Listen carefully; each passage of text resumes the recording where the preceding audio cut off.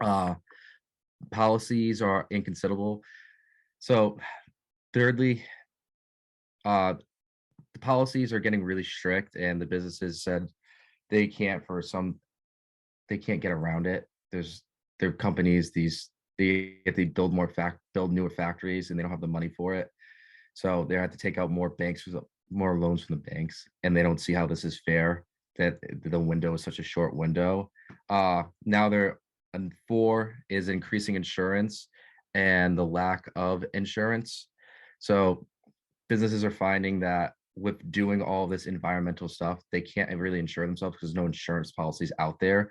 So they're worried about getting sued from like any standpoint that they can get sued from any new standpoint. And it could be like people's health, people's safeties, and stuff like that.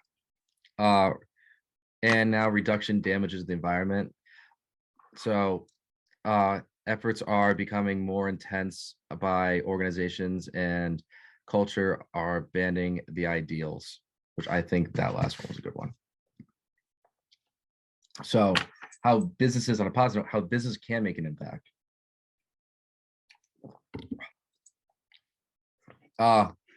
Business can start making an impact by measuring the amount of greenhouse gases they are producing in the atmosphere and then analyzing it. And they can do that in-house and out-of-house for analyzing it. And then reducing the amount of consumption. So this can be as easy as just like turning the lights off, or putting better lights in, or more environmentally friendly, like just and trying renewables. So that could be like when they're redecorating their office building, using recycled goods instead of buying all brand new furniture. Reduce waste. So that could be having more recycling centers, more bottle filling centers in these businesses. And then transportation is a big one, I think, especially after post-COVID. We need now more businesses are they're going to go more online, they're going to go less online and more in person. So now I think is a really important time to highlight number 5 and try to get more people to carpool. And one company that I think does a really good amount of all of these and probably really sums up all of them is McDonald's. McDonald's uses diesel for their semi trucks for transport of their goods, but they also use vegetable oils from their own fryers. And what this does is they're reducing waste because they would have to just dispose of it using landfills, which isn't good, or other means of disposing of it. They're reducing the amount of energy being consumed. So they're reducing the amount of diesel they're buying. So it actually is more cost effective. They're trying a renewable, which is a renewable. Diesel engines can't run on purely just vegetable oil, but they can run on a couple different mixes. So that's good. And then with using vegetable oil, the catalytic converters in these diesels are really strong. So they do clean up most of the gases already, but there's less gases being emitted to the atmosphere. So some pros and cons of the Paris Agreement. Some pros.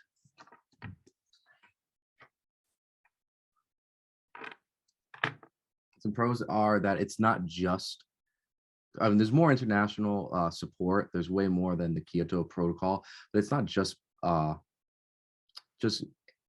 nations. It's now like companies like ExxonMobil, Shell, even like big gas companies. Companies are starting to pledge to this new alliance. It's gained way more support, and compared with other international plans, it's more compatible, which is always good.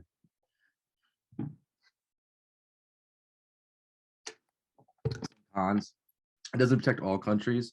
Like in Saudi Arabia, they know the target figure isn't going to, so that 1.5% degrees in Celsius isn't going to save the southern region of Saudi Arabia or South Africa. They can't protect those people, and some islands in Indonesia can't protect either.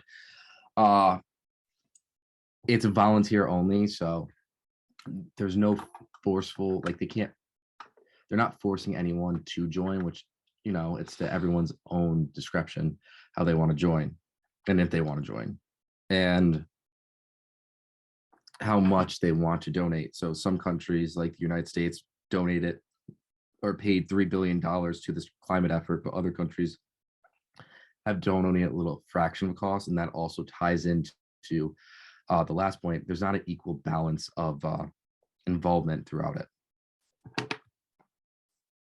So here's a little graph that just shows.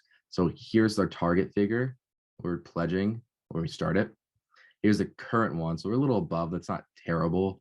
They're all degrees. So we're, depending on your region, you're here. Optimal. So this is what we're trying to get to right now in 2020. And well, this is what we are at now. And then the Paris Agreement goal says we should be here.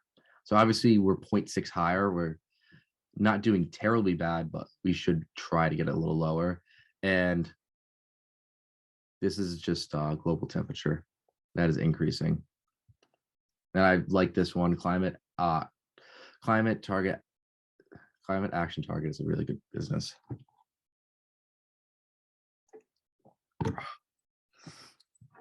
So how are countries taking this into effect? Certain countries are doing other things. So the American Business Act was one of the one that Obama made. 154 businesses signed on to pledge climate change in support of it. So over nearly 11 million people employed throughout these companies. They annually put $4.2 trillion of revenue, and combined with over $6 trillion of value. So it's a lot of big corporations, but overall it's pretty good. And the goals that the American Business Act wants to do is reduce emissions by 50%, reduce water by 80%, so that zero landfills. So they want to stop using landfills for these big companies, and purchasing 100% renewable energy and zero deforestation for supply chain. And for 2025, their goal is 20% less emissions. So this is definitely a long-term goal. Just to say some of the companies that pledged to join that one, some well-known ones: Bank of America, Disney, Facebook, IKEA, Starbucks, Tesla, and Walmart. And these other two are international ones, but they really do all correlate into the great change of climate politics. So a case study that I did was on New Zealand and its Pacific region, the Pacific Ocean in particular. So when reading about this case study, they adopted planning and practices for wetlands. So when reading about this, I didn't know that 90% of New Zealand's wetlands have been drained or filled, otherwise just destroyed in the last 150 years because of expansion, globalization, and other stuff.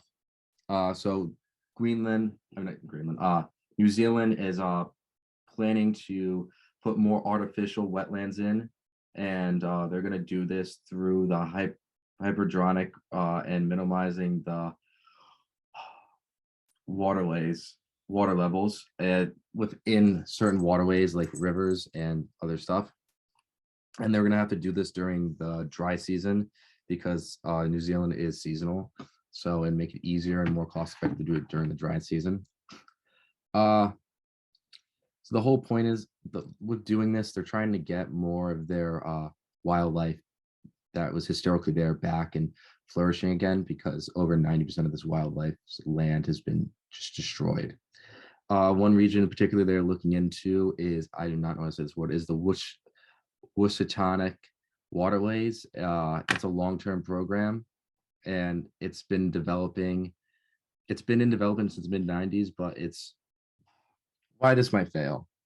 A study done by Columbia University and the International Affairs and the International and Public Affairs Department, done by Scott Disick, focused on a game of poker. And I know it sounds crazy, a game of poker to decide how the world's going to treat its environment, but the case study was kind of interesting.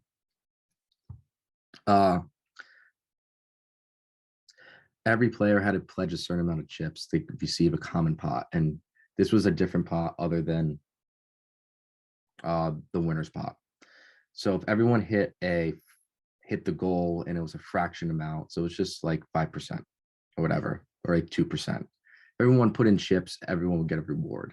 But he didn't tell them how much chips they had to put in. This is like the Paris Agreement. There was no common goal. There's no hard set numbers. So eventually it gets harder and harder as people start losing. They have less money, they have more money. People start losing how much. I mean, people start losing the common goal and started going more after the greed of winning the big pot. So another case I found, or another protocol I found, was the Montreal Agreement. And in 1987, the Montreal Agreement started phasing out some certain chemicals and refrigerants.